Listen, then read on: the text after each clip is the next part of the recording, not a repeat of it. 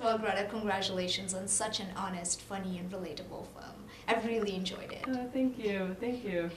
The chapter from youth to adulthood is so well celebrated. So is Lady Bird's journey a reflection of your own or someone you know? Well, you know, in some ways I feel like one person's coming of age is another person's letting go. And I'm just as interested in the letting go side of it, of her parents and the place that she's from and the people around her. And I wanted to show kind of both sides of that coin. And also, to me, I feel like even though there are plenty of movies about a coming of age of particularly young men that's about personhood, I think generally with girls it's about a guy, one guy. And I felt like that just wasn't true to either my life or the lives of the women I had observed growing up and now. And I felt like in a way I wanted to start with a premise of like, well, what if there's two guys and they're both wrong?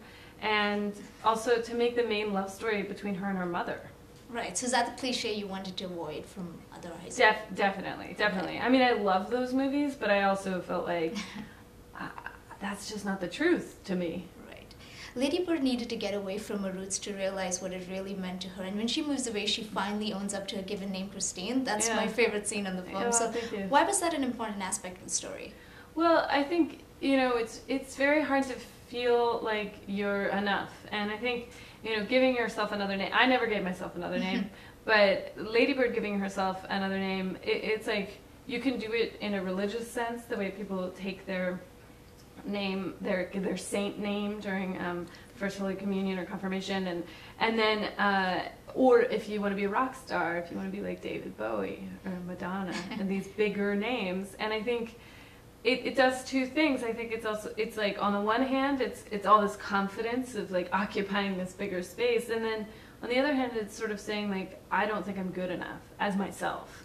And I think that accepting of being enough, of being where you are from and who you are is enough, it's a lifelong journey. And I think she's sort of at the beginning of it, but she's able to sort of grow into the person she already is. It's very relatable for sure.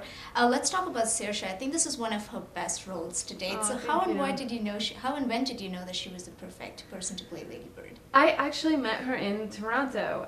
She had read the screenplay and really responded to it, and she said, look, you know I'm from a tiny town in Ireland and it's like halfway across the world, but like I really know this story, I know this character, I have it inside of me.